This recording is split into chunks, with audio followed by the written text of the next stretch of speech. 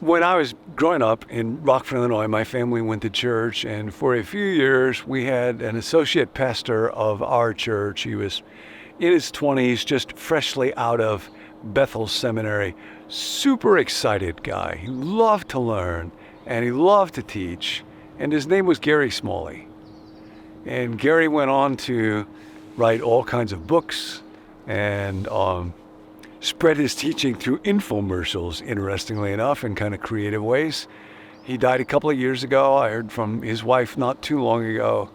But one of the things that Gary talked about that became a book that I want to talk with you about today is what he called the blessing.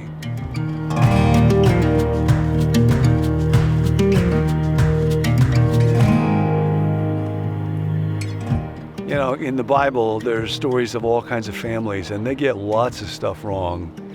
But one of the things that the family was a place to pass on was the blessing. And Gary in this book talks about 5 elements. I'm going to talk mostly about one element today, meaningful touch.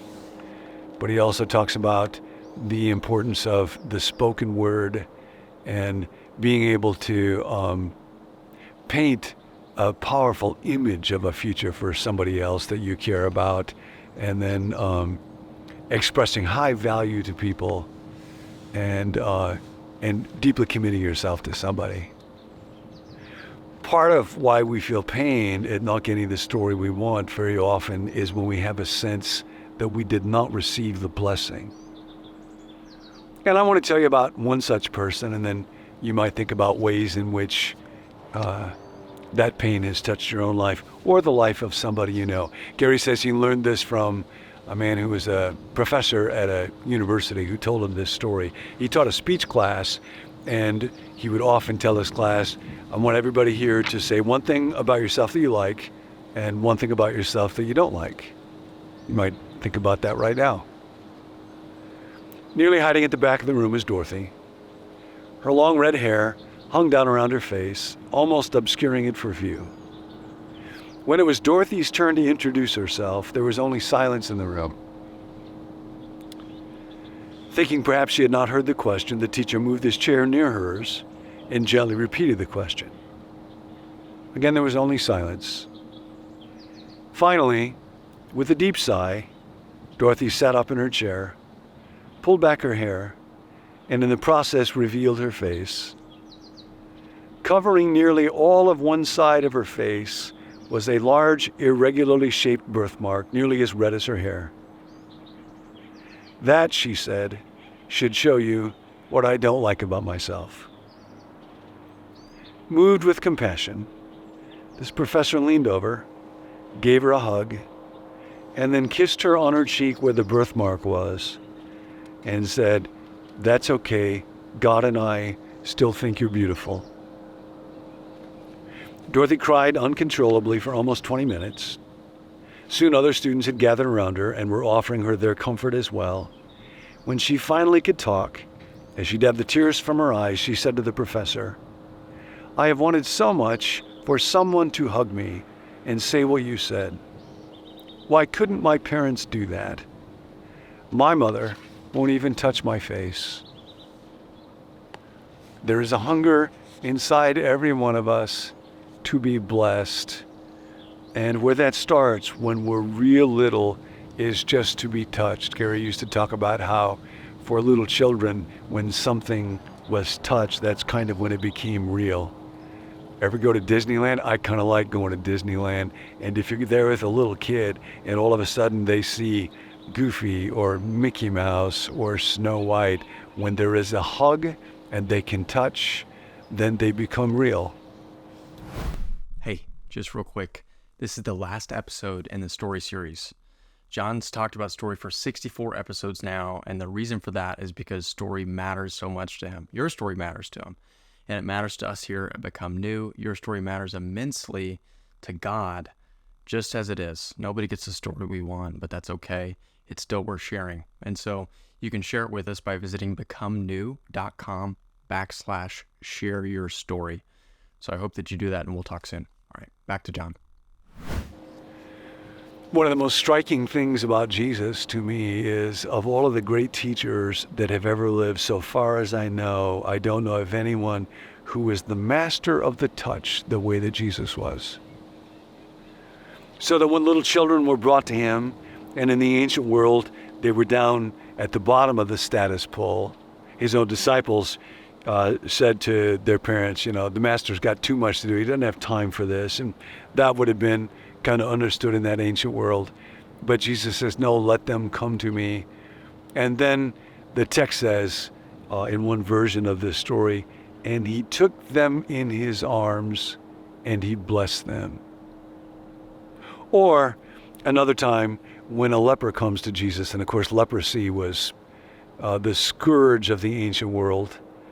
It was in many ways what AIDS was at the height of its greatest destructiveness and fear in our own society, something that also had a moral stigma that would cause people to be rejected and certainly not touched. And the leper comes to Jesus and asks to be cleansed. And leprosy was the one malady you might have noticed this if you read scripture much, where it wasn't said to be healed, it was said to be cleansed, because a leper was unclean. And Jesus reaches out and touches the man. And he touches the man before he says the word that cleanses the man, that heals the man. He touches the man when, according to the law, it was still against the law to touch that man, because that man was a leper, and no rabbi would touch him with a 10-foot pole, but Jesus did, because Jesus kind of understood. He had a blessing to give. Jesus' life was more contagious than the leper's leprosy. My old teacher, Ian Pitt Watson, used to talk about how there are diseases that are contagious that we're afraid of, and there are emotions like fear, anger that are contagious. In this election year, with all that's going on politically, we know how contagious those emotions are, but that's not all that's contagious. And what Jesus knew was that what Jesus carried within him was more contagious than what lepers and sinners and the self-righteous carried. And if he could just get close enough to people, if he could just touch them, they would catch it. So get close enough today for somebody to catch your faith, your compassion, your joy, your generosity. Because here's the great secret when it comes to blessing, and this is the law of the kingdom. The best way to have a blessing is to be a blessing.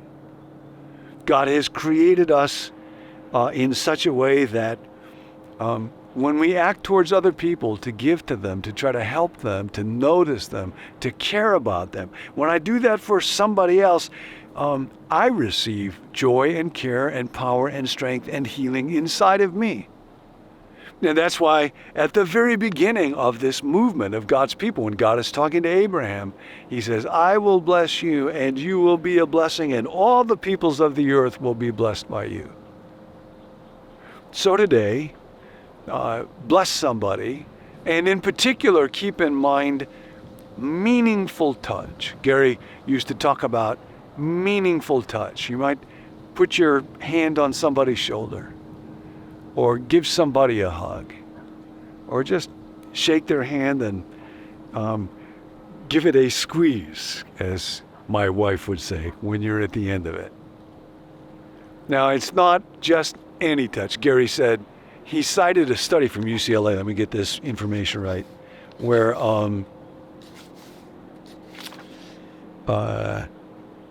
it showed that touching can actually lower a person's blood pressure, and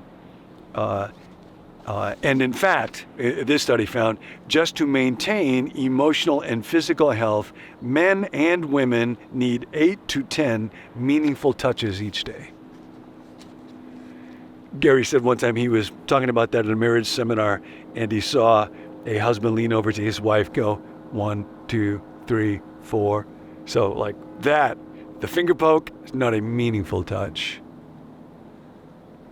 Take a moment today, and with somebody in your life, in a way that is appropriate and respectful and honoring, just, God, we live in a world that is often so starved for touch. Elderly folks, maybe people that don't live with any family can go days at a time just without skin on skin. So today, you can receive a blessing by being a blessing, give the gift of meaningful touch, and your story will become part of somebody else's story. And that's when your story starts to get great. Hey, if you enjoyed that video, be sure to subscribe to our YouTube channel so you don't miss any future teachings from John Ortberg here at Become New. My name's Tim, and I'm a part of the team here. This series is all about stories. Everybody has a story, and everybody's story matters. And we want to know about your story, whether it's a story of coming to faith or a story of spiritual growth. Whatever it is, we're here for you. You can email that to us at connect@becomenew.com, or you can text it to us. You can also sign up for daily reminders whenever we drop a new video via text by texting the word BECOME to the number 855-888-0444. You can also send us prayer requests there. There's a team of us that meet to pray each weekday for viewers just like yourself. If you'd like to receive the emails that go along with each video, be sure to check that out at becomenew.com/subscribe. More than a video to watch, this is really a community to belong to, and we're so glad that you're a part of it. We'll catch you next time.